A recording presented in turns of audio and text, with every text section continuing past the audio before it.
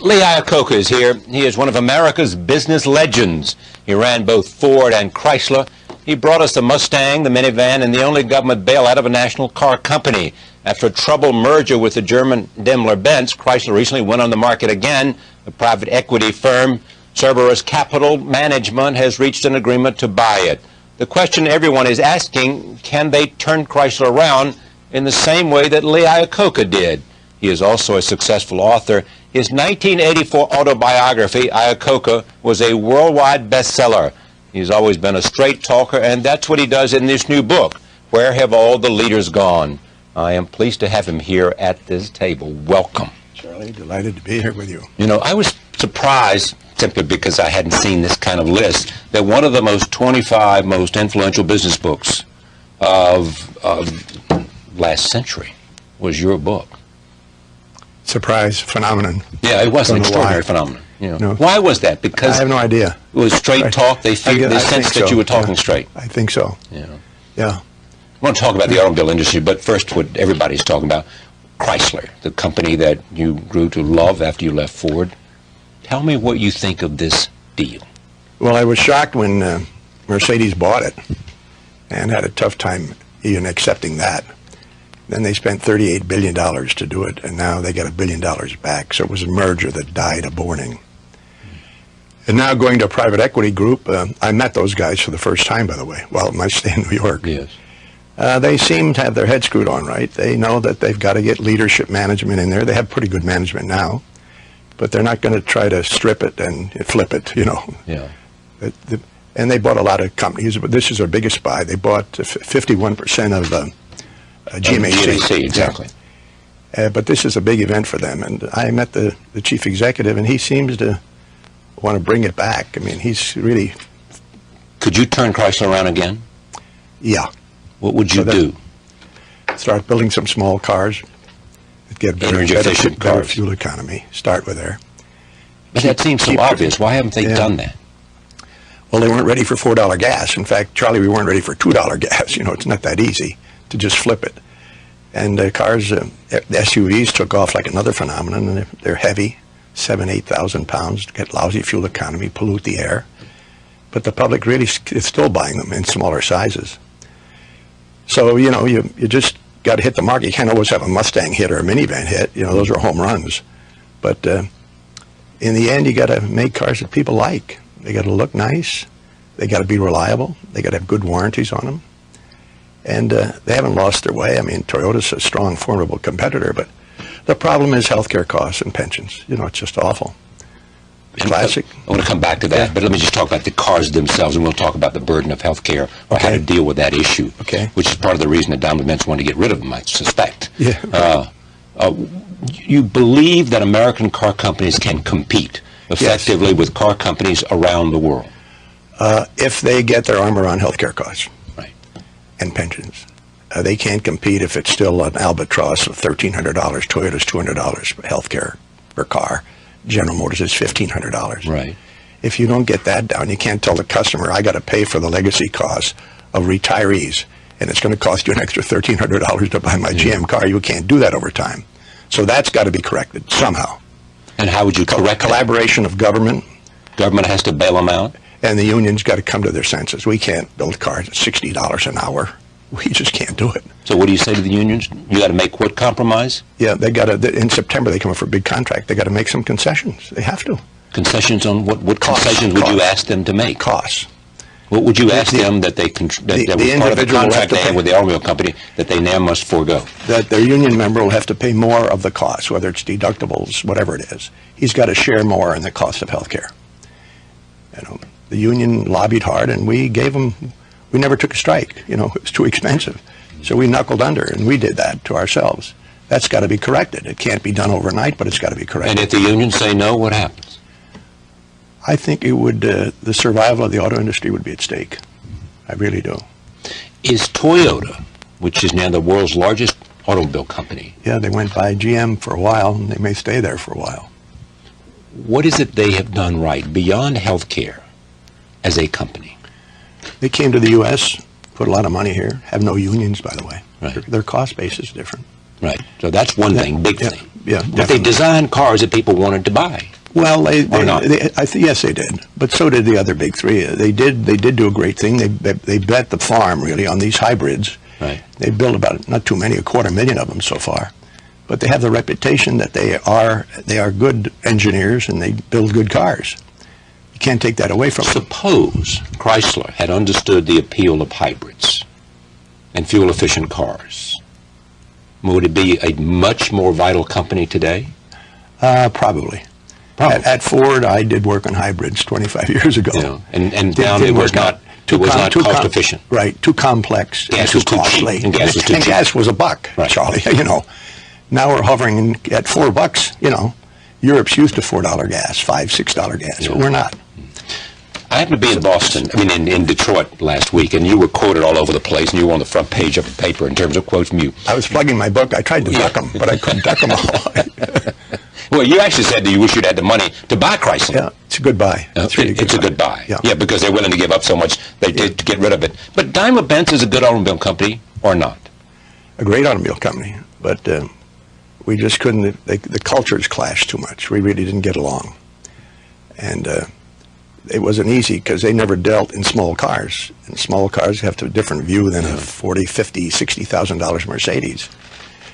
So there were no synergies. There just were none. But you suggested in the comments I saw out in Detroit, you said they simply drove Chrysler off the cliff. They did. They did. That they screwed it. It was, I think, the words I saw you use. No, I said royally screwed. Royally screwed is what they said, yes. Right. So, they did that how? By not being able to sell cars? By not designing the right cars? By not taking care of the employees and dealers in the U.S. company. They just never got their act together. Seriously, they're a good company, but they were getting 1% of the company. When the deal came, I said we should have bought them. We were the guys making all the money. Yeah. Mercedes had the big reputation in Europe, but we were making the money, $1 billion a quarter at the time. We were a low-cost company, and they took it and didn't pay attention. Somebody didn't pay attention to it. Were you for or against the merger? Against, big time. Yeah. Robert Eden. They didn't ask me though. Robert Eden was in favor. Yeah. He was in favor. Yeah, he was in favor. He was the chairman then. I made him the chairman. He was your guy. He was my guy. I couldn't. Yeah, that was I will say it's one of the biggest mistakes I made in my life because why he wanted to get rid of this company that was the lowest cost producer in the world is defies logic to me. You're saying American automobile companies can never really compete unless they are able to deal with the healthcare issues. Flat out, it's everybody's mind. Healthcare costs 25 years ago. I was talking about this. I ran into a Schultz that had a Starbucks just the other night. Howard Schultz. Howard. And I said, is it true what I put in the book about you? I said, healthcare costs now exceed your total buy of coffee beans in the world, the product. He said, yeah, it's true. I said, well, join the club. When I saw years ago that at Chrysler, that Goodyear Tire had dropped to second place and U.S. Steel to third place, and who surpassed them 25 years ago? Blue Cross Blue Shield of Michigan was now our #1 supplier. So we were talking about this 25 years ago. We still haven't done much, by the way. But does that suggest that in the United States we fail to deal squarely with the problems that we're facing and that we know are coming? Because there are people raise serious questions now, friends of yours, about the federal budget and things that are coming down and the kinds of burden of structural costs we have. Oh, well, the trade deficit, the budget deficit is in the trillions, but the interest is $409 billion a year, just the interest bill on our deficit. And then Cheney says deficits, Reagan proved deficits don't matter. Over time, they matter. Yeah. You just kick it ahead to your kids and grandkids, you do. But right now, it's simple economics. Yeah. Yeah, you're paying, your interest bill alone on this multi-trillion-dollar debt is $409 billion a year that buys nothing except paying interest on past deeds. You were a strong supporter of George Bush in 2000. Yeah, not so strong. Campaign for him. Not so strong now, are you? No. What is your critique of the president? We've lost our way. I'm in the majority. 75% of the people think he's not doing right. We got off the track here. 80% of the nation thinks all of government is broken, including the Congress, even the new Congress included. And you think so, too? Yeah. What's broken about America in your judgment? Avoiding tough problems, just politics as usual. Not facing up to deficits and surpluses and living beyond our means, and this is probably the most affluent 50 years in the history of the world that we've lived through. The baby boomers, and the baby boomers now are pushing 60, and they have kids that are, we forget this, that are 40, and grandkids that are 20, and that is the future. Those are the leaders of tomorrow. The baby boomers' kids. I hope they taught them well. But I think we got to get back to basics. When you live beyond your means and you don't worry about the environment and you don't worry about energy or Mideast oil. We've known Mideast oil would be, but you were a guy contributing to that. I mean, sure you were not calling for these kinds of... I know. You were not saying to America, wake up, when you were a CEO of 2 great automobile companies. Yeah. I thought I was providing wealth and jobs and mobility. People won't give up their cars. They won't even, share a ride once a week. Nobody asks us to sacrifice. Tell me about the conversations in here about Tip O'Neill. You went to see Tip O'Neill and you said, in Cape Cod. Some guys are trying to get me to run for president. And he said, for what? Typically Tip. I said, to the United States, come on, cut it out. He said, well, don't get carried away. He said, you're not cut out for it, You don't have the temperament. You don't have the You're temperament. used to giving orders and people in the morning, and by nightfall you either made money or you didn't make money, and your frustration would show immediately. And then he started that classic thing the first year. You'd be so frustrated. You have a heart attack. And if you got through that, I said, the second year, he said, you probably would be assassinated for pushing the envelope too far. I said, thanks for the tip. But, other than that, Mrs. Lincoln, how did you like the show?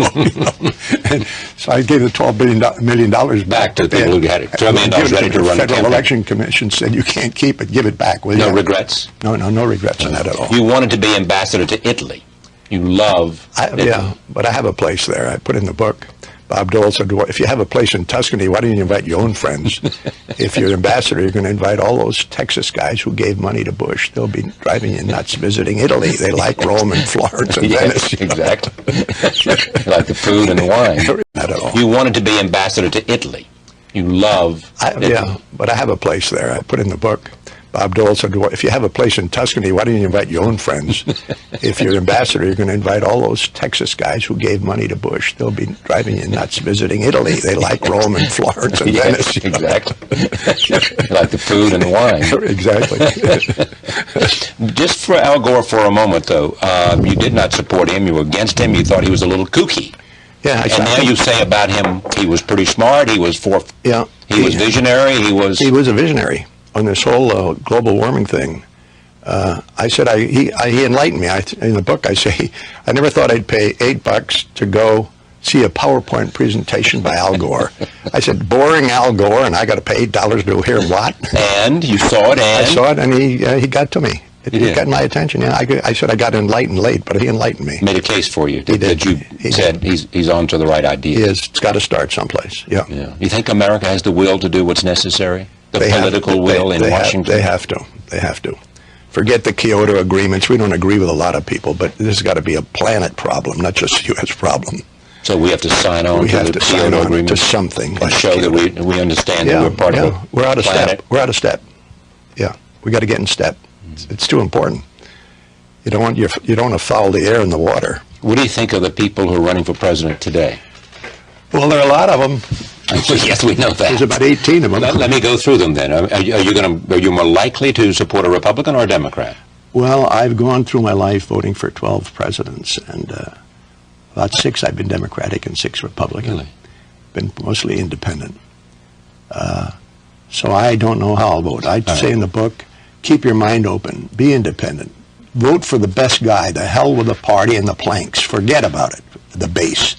Who would make the best leader of the free world? We need it badly. Okay, make that assessment for us right now in your judgment as a guy who has thought long and hard about competence, about leadership, about management, about the ability to take the country in a new direction. Competence and character. Yes. I say in the book, I get very close. I don't endorse somebody, but I get very close to saying the competent managers today that I know would be on the Democrat side. Bill Richardson. Mm-hmm.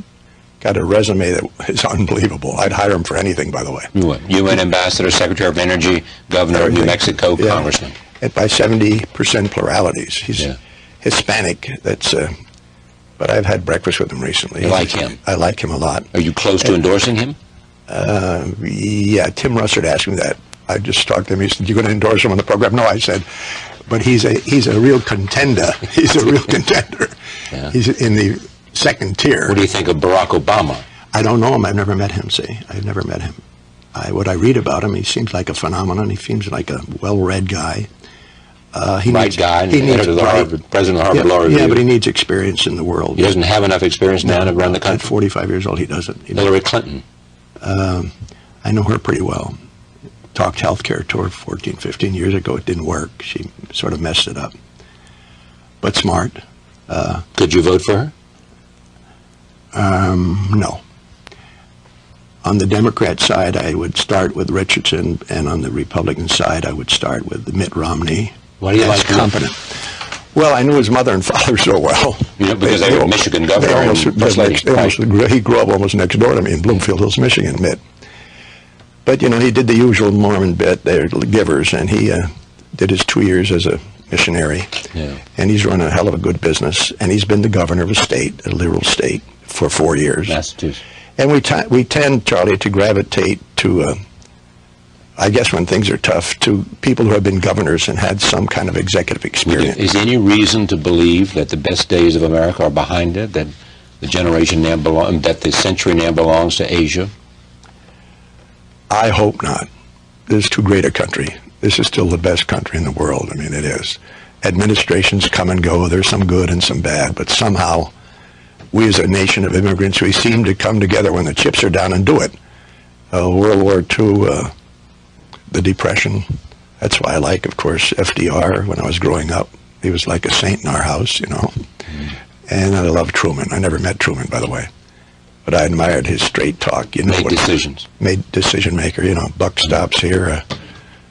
Right. Let me talk about this. Where have all the leaders gone? Some of them died. Well, you're one of them.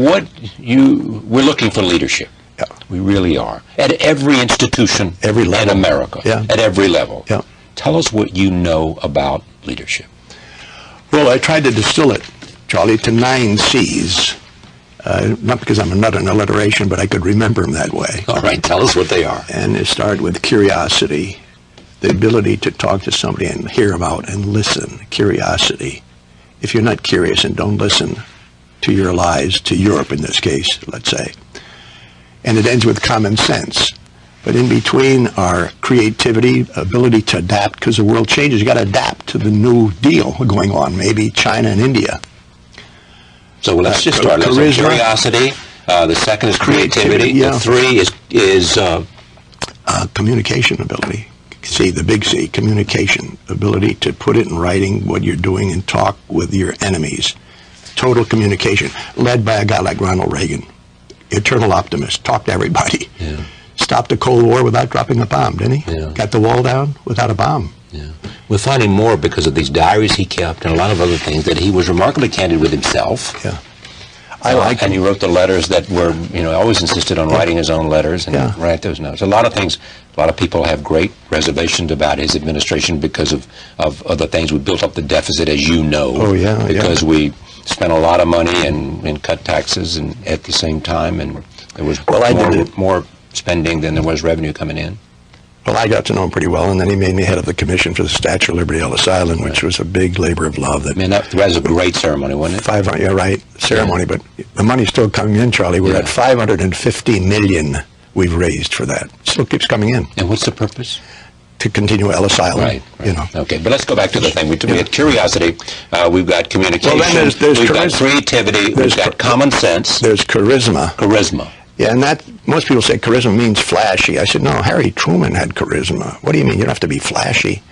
Charisma is the ability to inspire somebody, inspire them. And if you inspire people, they trust you. They'll follow you if you inspire them. That's charisma, you know. There's conviction. I call that fire in the belly, passion to do things right. The big one is character, tough to define, right? But you know the right from wrong, and you say you'll do the right thing. That's character, you know. It has overtone of ethics, morals. That's what character is. When the things are tough, you'd say the guy will make the right decision. Courage. Courage to make the right decision. Courage. I said courage. I told her the speech I made, I said, I learned a new expression, courage. I use cojones. I picked up that word from a couple Spanish people in California. I said, but that's true. That's courage, you know. You got to have the cojones to do it. Right, you have the cojones to do it. And the one that probably the last one is common sense, and that, you know, you say, well, how do you treat common sense? You don't. You're sort of either born with it or you're not. You know, if you don't know a difference from, I'll often say, I won't say it on the air with you, but if you know the difference between a dollop of horse manure and a dollop of vanilla ice cream, you'll never get it if you have to ask. You just won't. I used to have a boss tell me that all the time and say, I can't teach you that. You know? It's called the school of hard knocks. You got to take a beating now. Yes. You know?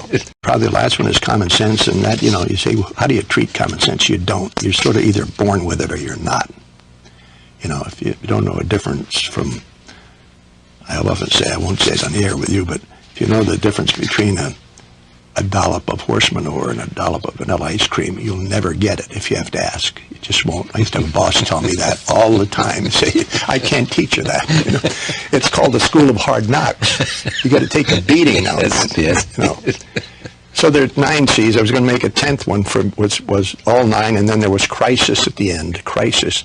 How have you done all this, Mr. Leader, in a crisis? Have you ever been tested? Yeah. Have you ever had to meet a payroll? Have you ever had to manage people?